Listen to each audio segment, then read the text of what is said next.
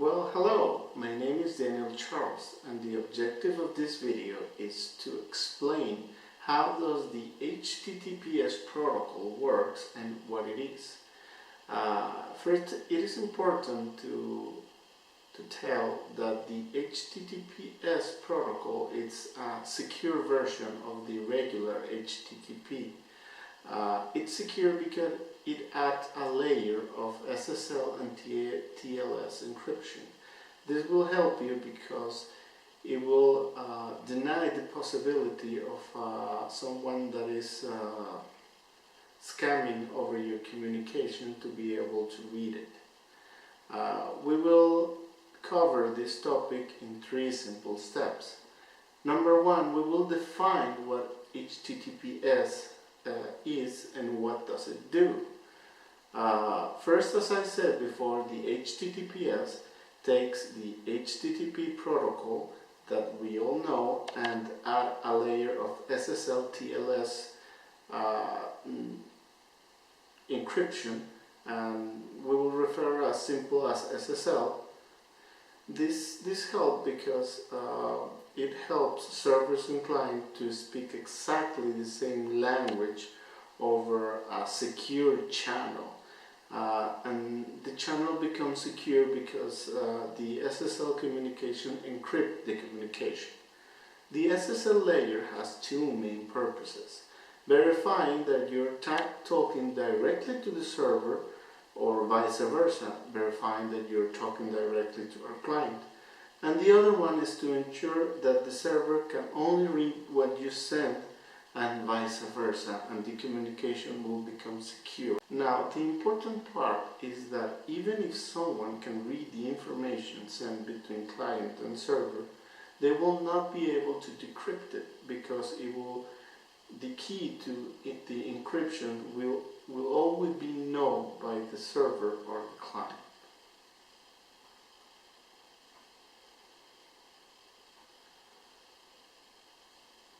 Now, step number 2. How does the SSL connection is established? An SSL connection between a client and a server, it's made by a handshake. And the goal of this handshake is to satisfy that the client is talking to the right server and the server verify that it's talking to the right client. And the second part is to agree on a cipher suit, which is the encryption algorithm they will use to exchange data. And the last goal of this handshake is to the parties to agree on the necessary keys for this algorithm. Once the connection is established, both parties can use the agreed algorithm and key to securely send a message to each other. We will break or divide the handshake in 3 phases. Number 1 phase is simply the hello phase, which the handshakes begin with the client sending a hello message, to put it that way, which contains all the information the server needs in order to connect to the client via SSL, including various cipher suits and the maximal SSL version that it can support. The server responds with a server hello, which contains similar information required by the client, including a decision based on the client preference about which cipher suit and version of SSL will be used. The second is the certificate exchange. Now that the contact has been established, the server has to prove its identity to the client. This is achieved by using its SSL certificate, which is a very tiny, like a passport. An SSL certificate contains various pieces of data, including the name of the owner of the property, of the domain that is attached to. The certificate is like a public key. The digital signature and information about the certificate validated by date. The client checks that either implicitly trusts the certificate or is verified and trusted by one of the server certificate authorities, CA. This can help to make public a certificate. And the number 3 is the key exchange. The encryption of the actual message data exchanged by the client and the server will be done using symmetrical algorithm, the exact nature of which is already agreed during the hello phase. A symmetrical algorithm uses a key for both encryption and decryption, in contrast to a symmetrical algorithm that requires public-private key pair. Both parties need to agree on this single symmetric key, a process that is accomplished securely using asymmetric encryption and the server public or private keys. The client random generates a key to be used for the symmetric algorithm. The third part of this video composes on the certificate, and the certificate can be broken down into 3 pieces. The number 1 is trust. At the most basic level, an SSL certificate is a simple text file, and anyone with a text editor can create one.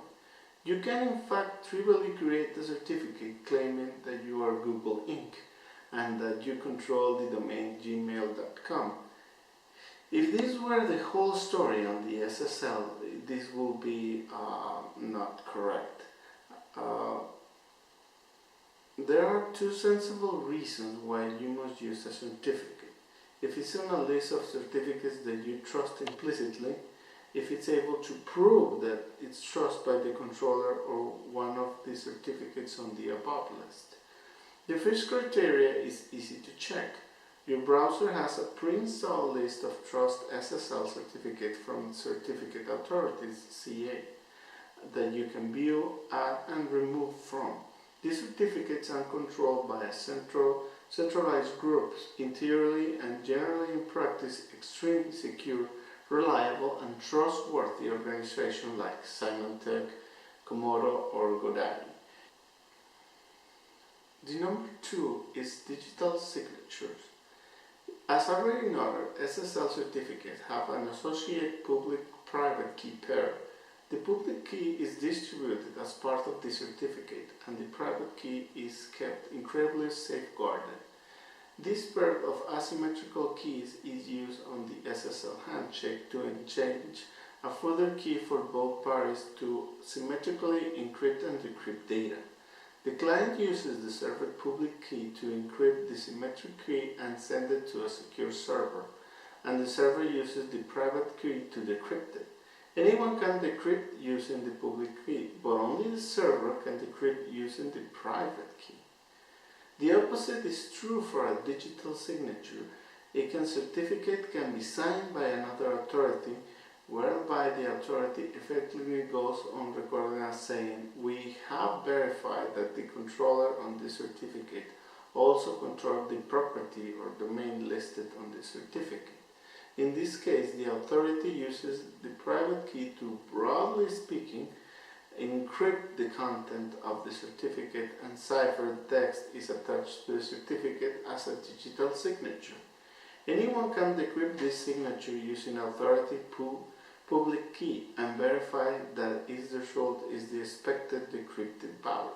But only the authority can encrypt content using the private key, so only the authority can actually create a valid signature in the first place.